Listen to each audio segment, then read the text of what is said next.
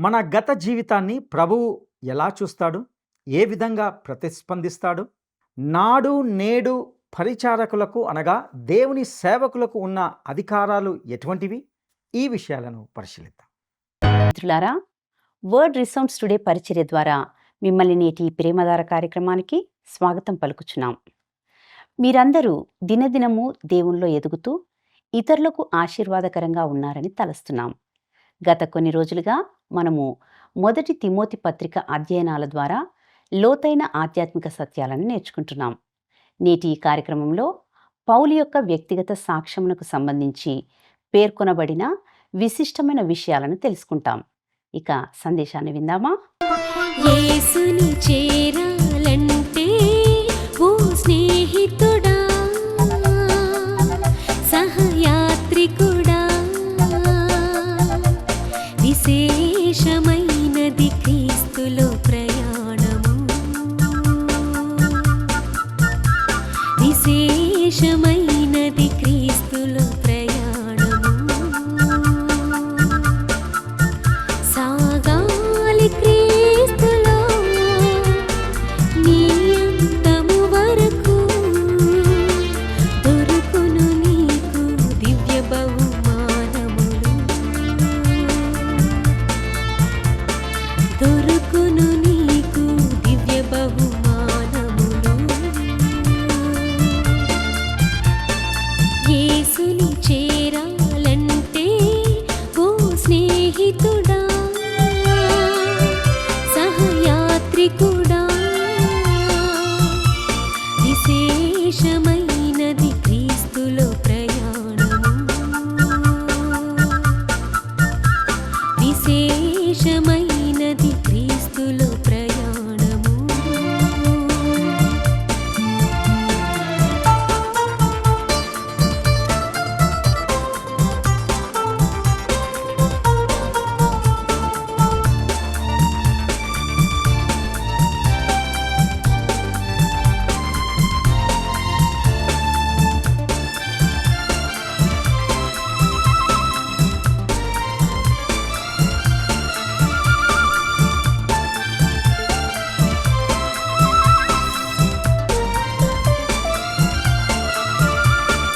పాపికి పశ్చాత్తాపము ఎంతో ప్రాముఖ్యము. ఇదే దేవునిలో తొలి మలుపు.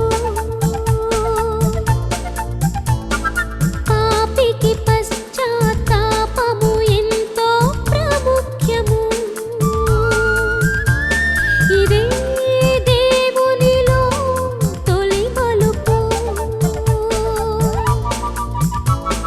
పశ్చాత్తాపము కలుగజేయును మారు మనస్సు.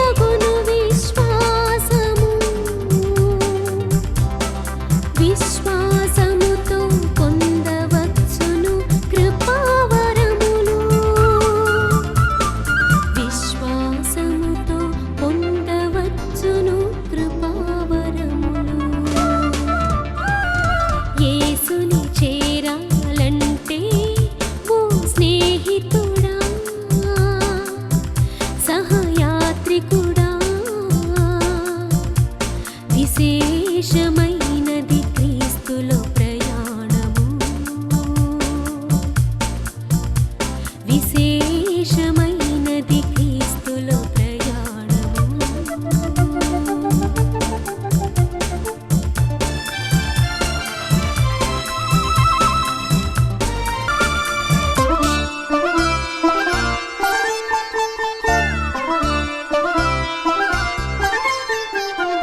రక్షించబడిన నీవు ప్రకటించు సాక్ష్యము. మహాగణుడును రక్షకుడైన యేసుక్రీస్తు శ్రేష్టమైన నామంలో ప్రేమధార టీవీ వీక్షకులందరికీ శుభములు తెలియజేస్తున్నాం. నేటి మన ఈ పాఠంలో అపోస్తులుడైన పౌలు తిమోతికి వ్రాసిన మొదటి పత్రిక మొదటి అధ్యాయము 11 నుండి 20 వచనాలను ధ్యానించుకోబోతున్నాం. ఇందులో పౌలు యొక్క వ్యక్తిగత సాక్ష్యాన్ని గమనిస్తాం. తిమోతికి వ్రాసిన మొదటి పత్రిక మొదటి అధ్యాయము 8వ వచనాన్ని గమనిద్దాం. అయినను శ్రీమంతుడగు దేవుడు నాకు అప్పగించిన ఆయన మహిమగల సువార్త ప్రకారము. ప్రియులారా, ఇక్కడ మనము పౌలు యువ ప్రసంగికుడైన తిమోతికి వ్రాసిన ప్రత్యేకమైన మాటలను మళ్ళీ చూస్తాం. ఈ మాటలను ఇతర సంఘాలకు వ్రాసిన పత్రికల్లో మనము ఎక్కడా కూడా చూడము. ఈ మాటలను ఇలా కూడా అనువదించవచ్చు: శ్రీమంతుడగు దేవుని మహిమ యొక్క సువార్త ప్రకారము ఇది నా విశ్వాసానికి అప్పగించబడింది. నిజంగా ఇది చెప్పడానికి ఎంతో అద్భుతమైన మాటగా ఉంటున్నది. ఇక తిమోతికి వ్రాసిన మొదటి పత్రిక మొదటి అధ్యాయము 12, 13 వచనాలను గమనిద్దాం. పూర్వము దూషకుడను హింసకుడను హానికరుడనైన నన్ను తన పరిచర్యకు నియమించి నమ్మకమైన వానిగా ఎంచినందుకు నన్ను బలపరిచిన మన ప్రభు అయిన క్రీస్తు యేసునకు కృతజ్ఞుడనై ఉన్నాను. తెలియక అవిశ్వాసం వలన చేస్తిని గనుక కనికరించబడితిని. ఈ వచనంలో పౌలు నేను మన ప్రభువైన క్రీస్తు యేసుకు కృతజ్ఞుడనై ఉన్నాను అని అంటున్నట్లుగా చూస్తాం. అనగా పౌలు ఇక్కడ క్రీస్తు యొక్క ప్రభుత్వాన్ని నొక్కి చెబుతున్నాడు. అదేవిధంగా ఇందులో తన పరిచర్యకు నియమించి నమ్మకమైన వానిగా ఎంచినందుకు అనే మాటను కూడా గమనిస్తాం. ప్రియులారా, పరిచర్య యొక్క భావన అనేది మన కాలంలో చాలా తప్పుగా అర్థం చేసుకోబడింది. విశ్వాసులందరూ పరిచర్యలోనే ఉన్నారు. మనము దేవుని పిల్లలమైతే మనలో ఎవ్వరం కూడా పరిచర్య నుండి దూరంగా లేమని గుర్తించాలి. పౌలు ఇక్కడ పరిచర్య కొరకు ఉపయోగించిన పదము డీకన్ లేదా పరిచారకుడు అనే పదంతో సమానం. మనము ప్రతి విశ్వాసి ప్రభువైన యేసుక్రీస్తు యొక్క పరిచారకుడుగా ఉంటున్నాడు. పౌలు అధ్యక్షులను పెద్దలను కూడా దేవుని పరిచారకులు అని పిలుస్తున్నాడు. మనము ఒక నిర్దిష్ట వ్యక్తికి ఓటు వేశాము లేదా ప్రజలు ఒక వ్యక్తిని అధికారంలో ఉంచారు అని చెప్పుకుంటుంటాం. కానీ కొన్నిసార్లు దేవుడు ఎవరిని అధికారంలో ఉంచాలో నిర్ణయిస్తాడు. అధ్యక్షుడు అనేవారు దేవుని పరిచారకులుగా పనిచేయాలి. దేవుడు తనకు ఒక మిషనరీగా ఉండడానికి తన పరిచర్యలో ఉంచినందుకు పౌలు దేవునికి కృతజ్ఞతలు తెలుపుతున్నాడు. ప్రతి విశ్వాసికి ప్రభు కోసం చేయాల్సింది ఏదో ఒక పరిచర్య ఉంటూనే ఉంటుంది. పూర్వము దూషకుడను అని ఒక కఠినమైన భయంకరమైన పదాన్ని ఉపయోగించి తాను ఒక దూషకుడనని చెప్పుకుంటున్నట్లుగా చూస్తాం. అతడు ప్రభు అయిన యేసును దూషించాడు మరియు ఆయనను ద్వేషించాడు కూడా. ప్రభు అయిన యేసు సిలువ వేయబడిన సమయంలో పౌలు అక్కడే ఉన్నాడని మరియు ఆయన్ని ఎగతాళి చేశాడని నేను అనుకుంటున్నాను. పౌలు తాను ఒక దూషకుడు, హింసకుడు మరియు సంఘానికి హాని చేసిన వాడని చెప్పుకుంటున్నాడు.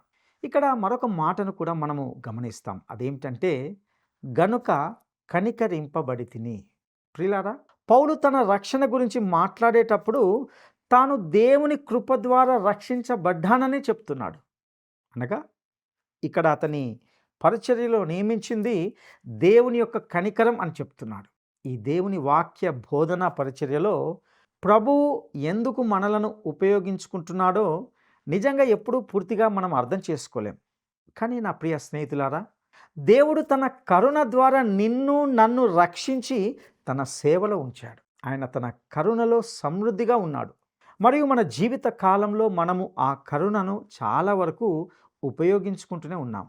ఇక పౌలు వ్యక్తం చేసిన మరొక మాటను గమనిస్తాం. అదేమిటంటే తెలియక అవిశ్వాసంలో చేసి తిని. ప్రియులారా, ఇది పౌలు యొక్క స్థితి మరియు క్రీస్తును అంగీకరించే ముందు ఇది కూడా మన అందరి పరిస్థితి కూడా ఇలానే ఉంటుంది. ఇక తిమోతికి రాసిన మొదటి పత్రిక మొదటి అధ్యాయము 14వ వచనాన్ని గమనిద్దాం. మరియు మన ప్రభు యొక్క కృపయు క్రీస్తు యేసునందున విశ్వాసమును ప్రేమయు అత్యధికముగా విస్తరించెను. ప్రియులారా, పౌలు దేవుని కృప ద్వారా రక్షించబడ్డాడు. దేవుడు అతన్ని క్రీస్తు యేసులో ఉన్న విశ్వాసము మరియు ప్రేమ స్థానానికి తీసుకువచ్చాడు. ఇవి విశ్వాసి జీవితంలో ప్రతిబింబించే విషయాలు అని మరొకసారి మనము జ్ఞాపకం ఉంచుకోవాలని కోరుతున్నాను. ఇక తిమోతికి వ్రాసిన మొదటి పత్రిక 1వ అధ్యాయము 15వ వచనాన్ని గమనిద్దాం. పాపులను రక్షించుటకు క్రీస్తు యేసు లోకమునకు వచ్చెనను వాక్యము నమ్మదగినదియు పూర్ణ అంగీకారమునకు యోగ్యమైనదియు నయ్యున్నది. అట్టి వారిలో నేను ప్రధానుడను. ఇది ఒక చాలా ముఖ్యమైన వచనం. ఎందుకంటే ఇది పాపులను రక్షించుటకు క్రీస్తు యేసు లోకమునకు వచ్చెను అనే మాటను ధృవీకరిస్తుంది. ఈ లోకము ఆయన్ని ఒక కోణంలో గురువుగా గుర్తించినప్పటికీ ఆయన ప్రపంచానికి అత్యుత్తమ గురువుగా ఉండడానికి రాలేదు. ఆయన నైతిక విషయాల్లో ఆదర్శంగా ఉండడానికి కూడా రాలేదు. కానీ అది కూడా ఆయన చేశాడు. అయితే ప్రాముఖ్యమైన విషయం ఏమిటంటే ఆయన పాపులను రక్షించడానికి ఈ లోకంలోకి వచ్చాడు. ప్రియులారా, ఒక విషయాన్ని మనము జాగ్రత్తగా గుర్తుంచుకోవాలి. అదేమిటంటే మీరు మీ సాక్ష్యం ఇచ్చేటప్పుడు మీరు ఎంత అద్భుతమైన వారో లేదా మీరు ఏమి సాధించారో ప్రజలకు చెప్పకండి. మీరు ఒక పాపి అని మరియు క్రీస్తు మిమ్మల్ని రక్షించాడని వారికి చెప్పండి. అదే మన సాక్ష్యంలో ముఖ్యమైనది. ఇక తన మాటల్లో పౌలు వ్యక్తపరిచిన మరొక విషయం ఏమిటంటే అతడు ఇలా అంటున్నాడు, వారిలో నేను ప్రధానుడను. పౌలు తాను పాపుల్లో ప్రధానుడనని చెప్పినప్పుడు అతడు ఆ మాటను అతిశయోక్తిగా అలంకార రూపంలో ఉపయోగించడం లేదు. అతడు ఉన్నతమైన వాక్చాతుర్యాన్ని ఉపయోగించడం లేదు. అతడు సత్యాన్ని మాట్లాడుతున్నాడు. అతడు పాపుల్లో ప్రధానుడు. ఎందుకంటే అతడు ప్రభువైన యేసును దూషించాడు మరియు ఆయనపై తన పెదవిని ఎత్తాడు. కానీ ప్రియులారా, పౌలు అంటున్నాడు, నేను రక్షించబడ్డాను. ప్రభువైన యేసు పాపులను రక్షించడానికి ఈ లోకానికి వచ్చాడు. ఒకవేళ మీరు క్రీస్తు నన్ను రక్షించాడని నేను అనుకోను, నేను చాలా చెడ్డవాడిని, దౌర్భాగ్యుని అని అన్నట్లయితే మీరు తప్పు చేస్తున్నారు. పౌలు పాపుల్లో ప్రధానుడు. అలాంటి పాపుల్లో ప్రధానుడు ఇప్పటికే రక్షించబడ్డాడు. కాబట్టి మీరు కోరుకుంటే మీరు కూడా రక్షించబడగలరు. నిర్ణయం మీ చేతిలోనే ఉంది. మీరు చేయాల్సిందల్లా క్రీస్తు వైపునకు తిరగడమే. ఆయన్నే మిగతావన్నీ చేస్తాడు. ఆయన విశ్వసనీయుడు. పౌలు అంటున్నాడు, ఈ మాట పూర్ణ అంగీకారమునకు యోగ్యమైనదియునై ఉన్నది. ఇక తిమోతికి వ్రాసిన మొదటి పత్రిక 1వ అధ్యాయము 16వ వచనాన్ని గమనిద్దాం. అయినను నిత్య జీవము నిమిత్తము తనను విశ్వసింపబోవు వారికి నేను మాదిరిగా ఉండులాగున యేసుక్రీస్తు తన పూర్ణమైన దీర్ఘశాంతమును ఆ ప్రధాన పాపినైన నాయందు కనపరచునట్లు నేను కనికరింపబడితిని. ప్రియులారా, గమనించారా? ఇక్కడ పౌలు అయినను ఈ కారణం నిమిత్తమే నేను కరుణ పొందాను అని అంటున్నాడు. మీరు గమనించండి, అతడు ఒక పరిచారకుడిగా, ఒక మిషనరీగా మారడానికి కనికరం అతనికి అవసరమైంది. ఈ వచనంలో పౌలు వ్యక్తం చేసిన మరొక మాటను కూడా మనము గమనిస్తాం. నిత్య జీవము నిమిత్తము తనను విశ్వసింపబోవు వారికి నేను మాదిరిగా ఉండులాగున యేసుక్రీస్తు తన పూర్ణమైన దీర్ఘశాంతమును నాయందు కనపరచునట్లు. ఇక్కడ పౌలు తాను సువార్తకు ఒక ప్రచారకుడు మాత్రమే కాకుండా ఆ సువార్తకు ఒక మాదిరి అని కూడా చెప్పాడు. ఇక తిమోతికి వ్రాసిన మొదటి పత్రిక 1వ అధ్యాయము 17వ వచనాన్ని గమనిద్దాం. సకల యుగములలో రాజయుండి అక్షయుడును అదృశ్యుడునగు అద్వితీయ దేవునికి ఘనతయు మహిమయు యుగ యుగములు కలుగునుగాక. ఆమెన్. పౌలు ఈ గొప్ప స్తుతి గీతాన్ని పాడకుండా ఇంకేమాత్రము ముందుకు వెళ్ళలేకపోయాడు. ఇంతకీ ఇక్కడ సకల యుగములలో రాజు ఎవరు? ఆయనే ప్రభువైన యేసుక్రీస్తు. మరియు ప్రభువైన యేసు ఎవరు? ఆయన అద్వితీయ దేవుడు. పౌలు ప్రభువైన యేసు దేవుడని బోధించలేదని నాతో చెప్పకండి. పౌలు ఆయనను శరీరధారిగా ప్రత్యక్షమైన దేవుడిగా ఇక్కడ భావించాడు. మరియు ఇక్కడ అతడు దానికి సంబంధించి ఈ అద్భుతమైన సాక్ష్యాన్ని ఇస్తున్నాడు. ఇక తిమోతికి పౌలు ఇచ్చిన బాధ్యతను మనము గమనిద్దాం. తిమోతికి వ్రాసిన మొదటి పత్రిక మొదటి అధ్యాయము 18వ వచనాన్ని గమనిద్దాం. నా కుమారుడమైన తిమోతి, నీవు విశ్వాసమును మంచి మనస్సాక్షియు కలిగిన వాడవై నిన్ను గూర్చి ముందుగా చెప్పబడిన ప్రవచనముల చొప్పున ఈ మంచి పోరాటము పోరాడవలెనని వాటిని బట్టి ఈ ఆజ్ఞను నీకు అప్పగించుచున్నాను. ఇక్కడ పౌలు తిమోతితో, నా కుమారుడమైన తిమోతి, ఈ ఆజ్ఞను నీకు అప్పగిస్తున్నాను అని అంటున్నాడు. పౌలు తిమోతికి వ్రాసిన ఈ లేఖ లేదా ఈ పత్రిక చాలా ఆచరణాత్మకమైనది మరియు ఇందులో స్థానిక సంఘము మరియు తిమోతి యొక్క బాధ్యతలకు సంబంధించిన విషయాలు ఇందులో ఉంటున్నాయి. అంతకంటే ముఖ్యమైన మరొక విషయం ఏమిటంటే, ఇది అపోస్తలుడైన పౌలు మరియు తిమోతి మధ్య ఉండే ఉత్కృష్టమైన వ్యక్తిగత సంబంధాన్ని కూడా వెల్లడిస్తుంది. ఇది పరిచర్యలో ఉన్న యువకుడిగా తిమోతికి పౌలు ఇచ్చిన వ్యక్తిగత ఆజ్ఞ అని చెప్పవచ్చు. నా కుమారుడైన తిమోతి, పౌలు పలికిన ఈ మాటల్లోని అర్థం ఏమిటంటే, తిమోతి పౌలు యొక్క ఆధ్యాత్మిక కుమారుడు. పౌలు అతన్ని క్రీస్తు వైపునకు నడిపించినాడు. ఇక ఈ వచనంలో నిన్ను గూర్చి ముందుగా చెప్పబడిన ప్రవచనముల చొప్పున అనే మాటను కూడా మనము గమనిస్తాం. పౌలుకు నిజమైన ఆత్మీయ వివేచన ఉంటున్నది మరియు స్పష్టంగా దేవుడు ఈ యువకుణ్ణి తనతో తీసుకువెళ్ళమని మరియు ఆదిమ సంఘంలో అతడు కలిగి ఉన్న స్థానానికి అనుమతించమని పౌలుకు దర్శనమిచ్చాడు. అదేవిధంగా మంచి పోరాటము పోరాడవలెనని అనే మాటను కూడా గమనిస్తాం. ప్రియులారా, మీరు హృదయపూర్వకంగా కాకుండా నిజమైన కారణం కోసము పోరాడలేనప్పుడు మరియు విజయం సాధించాలనే ఉద్దేశంతో లేనప్పుడు మీరు ఎప్పుడు యుద్ధాన్ని చేయకూడదు. ఒక క్రైస్తవుడిగా తిమోతికి ఒక నిజమైన శత్రువు ఉన్నాడు. తిమోతి ఒక ఆత్మీయ యుద్ధ రంగంలో ఉన్నాడు. పౌలు అతను మంచి పోరాటము చేయాలని మరియు ఇతరులు చేస్తున్నట్లు విశ్వాసాన్ని నాశనం చేయకూడదని కోరుకున్నాడు. ఇక తిమోతికి వ్రాసిన మొదటి పత్రిక మొదటి అధ్యాయము 19వ వచనాన్ని గమనిద్దాం. అట్టి మనస్సాక్షిని కొందరు త్రోసివేసి విశ్వాస విషయమై ఓడబద్దలైపోయిన వారి వలె చెడి ఉన్నారు. ప్రియులారా, క్రైస్తవ జీవితాన్ని జీవించడం కొందరు మనల్ని నమ్మించాలనుకున్నంత సులభం కాదు. ట్రాఫిక్ సిగ్నల్ దగ్గర గ్రీన్ లైట్ వెలిగినప్పుడు నడవడం, రెడ్ లైట్ వెలిగినప్పుడు ఆగిపోవడం కంటే ఇది మరింత సంక్లిష్టమైనది. మనకు సంక్లిష్టమైన వ్యక్తిత్వాలు ఉన్నాయి మరియు పౌలు మన మానవ అస్థిరతలు మరియు వైఫల్యాలలో కూడా మనకు నిజమైన ప్రమాదం ఉందని చెబుతున్నాడు. మనము ఎక్కడో పాలరాతి భవంతిలోనో లేక బూర్జ్ ఖలీఫా లాంటి భవనంలో జీవిస్తున్నామని భావించకూడదు. కొంతమంది క్రైస్తవులు తాము దానిని మించిన వారని, పైన ఉన్నారని భావిస్తారు. కానీ ఈరోజు మనలాంటి వారు నగరాల్లోని రోడ్లపై నడుస్తూ కఠినమైన మానవత్వం మరియు ప్రపంచ సమస్యలతో ఘర్షణ పడుతున్నప్పుడు మన జీవితాల్లో అస్థిరతలు మరియు వైఫల్యాలు కూడా ఉన్నాయని మనకు తెలుస్తుంది. మనం ఎదుర్కొంటున్న ప్రమాదం ఏమిటంటే, మన విశ్వాసాన్ని మన వైఫల్యాలతో కలిసి సర్దుబాటు చేసుకోవడం. నాకు తెలిసిన ఒక వ్యక్తి సేవా పరిచర్యను వదిలి ఇంటికి వచ్చి ఒక సాధారణమైన ఉద్యోగాన్ని వెతుక్కొని దాన్ని చేస్తున్నాడు. అతడు ప్రభువు నన్ను ఇలా చేయమని నడిపించాడు అని అన్నాడు. అతడు ఒక సేవకునిగా ఉండడానికి 9 సంవత్సరాలు శిక్షణ పొందాడు. ఇప్పుడు ప్రభువు తనని ఇంటికి తిరిగి రమ్మని, అంతగా ప్రాముఖ్యం కాని ఉద్యోగాన్ని చేయడానికి తనను దేవుడు నడిపించాడని చెప్పాడు. అది నిజంగా ప్రభువు నడిపించే విధానమేనా అని నేను అతన్ని అడిగినప్పుడు అతడు అవును అని బలంగా చెప్పాడు. అతడు ఈ మాటను అనేక సార్లు చెప్తూ వచ్చాడు. అసలు ఇంతకీ జరిగింది ఏమిటంటే, అతడు తన పరిచర్య స్థలంలో ఉన్నప్పుడు తన మానవ వైఫల్యానికి తన విశ్వాసాన్ని సర్దుబాటు చేసుకున్నాడు. ఇది మనందరికీ ఒక గంభీరమైన ప్రమాదం. నా ప్రియ స్నేహితుడా, మీరు మరియు నేను విఫలమైనప్పుడు, మన జీవితాల్లో అస్థిరత ఉన్నప్పుడు మనము ఆయన వద్దకు వెళ్ళి, మనము ఆయన పనికి తగిన వారమని కామని, మనము విఫలమైనామని ఆయనకు చెప్పగలగాలి.